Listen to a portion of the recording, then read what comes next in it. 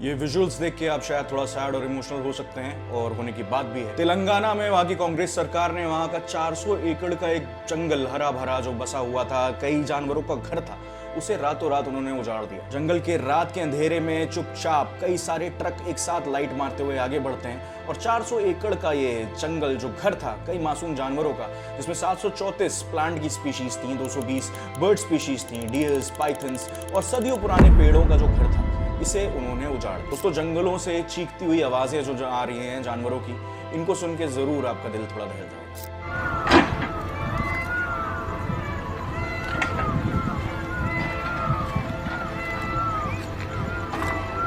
इसके बाद एचसीयू के स्टूडेंट्स ने जब इसके खिलाफ प्रोटेस्ट किया तो पुलिस ने उनके ऊपर लाठी चार्ज कर दिया। ये स्टूडेंट्स पीसफुली इस इनह्यूमन एक्ट के अगेंस्ट प्रोटेस्ट कर रहे थे, और पुलिस का ऐसा करना उनके अगेंस्ट, ये मुझे कुछ वैलिड लॉजिकल नहीं लगता।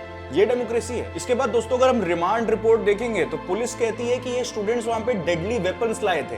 वाह, मतलब कांग्रेस जेएनयू के जो सही में दोषी लोग होते हैं, जो इस तरह के वेपन्स रखते हैं, एंटी इंडिया एंटी नेशनल गतिविधि में शामिल होते हैं, उनको तो वो प्रमोट करते हैं, पर उनके खुद के स्टेट में जब ऐसा हो रहा है तो स्टूडेंट्स के साथ ऐसा व्यवहार। कांग्रेस सरकार ने पहले तो ये क्लेम किया था कि वहां पे कोई वाटर बॉडी नहीं है, बाद में हमें दिखा, वहां विजुअल्स आए कि वाटर बॉडी वहां पे थी। इसके बाद उन्होंने कहा कि एचसीयू से हमने सेटलमेंट किया था, उनसे हमारा डिस्कशन हो चुका था, तब हमने एक्शन लिया। बाद में एचसीयू ने भी क्लेरिफाई किया कि ऐसा कोई सेटलमेंट, ऐसा कोई वादा, ऐसा कोई डिस्कशन उनसे नहीं हुआ था। सरकार एक के बाद एक ये झूठ क्यों बोल रही? दोस्तों, तेलंगाना में अपोजिशन के नेता सामने आए हैं और उन्होंने बताया कि किस तरह से सरकार की एक प्लान स्ट्रैटेजी थी, क्योंकि उन्हें पता था सैटरडे, संडे और मंडे हॉलीडेज हैं और कोर्ट्स बंद होंगे, और इसी बीच उन्होंने एक्शन लिया ताकि वो जंगल को, इस 400 एकड़ के वाइल्ड लाइफ होम को उजाड़ सकें और उनको पे कोई आरोप ना लगे, कोई लीगल एक्शन ना लिया जाए। दोस्तों, मुझे पता नहीं अब सारे एनवायरमेंटलिस्ट कहां गायब हो गए हैं, पर इस जंगल को हटाने से मासूम जानवरों के घर तो खोए ही, साथ ही साथ हमारे नेचर, हमारे एनवायरमेंट पे इसका इंपैक्ट इतना बुरा पड़ने वाला है। ग्लोबल वार्मिंग के जो गाने गाते हैं उनको पता होना चाहिए कि इस जंगल के कटने से वहां के एरियाज में 4% टेम्परेचर इंक्रीज हो जाएगा। दोस्तों, इन मासूम जानवरों की, इन बेजुबान स्पीशीज की, इन पेड़ों की, पौधों की, जो हमसे कुछ नहीं मांगते हैं बदले में ज्यादा, बस वो अपनी जगह रह रहे हैं, पर उनके साथ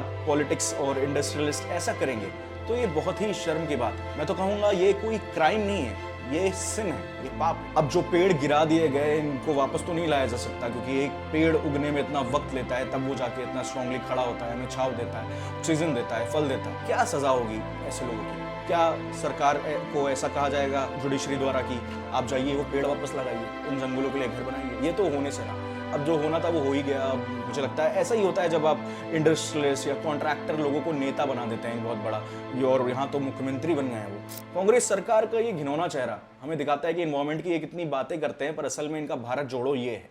भारत जोड़ो नहीं, भारत काटो है ये, पेड़ काटो। और कुछ लोग इतने जाहिल हो सकते हैं कि मतलब यहाँ पे मासूम जानवरों के साथ ऐसा हुआ है, वाइल्ड लाइफ के साथ ऐसा हुआ है, वो इसको कंपेयर करने लगते हैं कि बुलडोजर तो योगी भी चलाते हैं, यूपी और बिहार और बीजेपी रूल स्टेट्स में बुलडोजर चलते हैं, तब तो कोई कुछ नहीं कहता।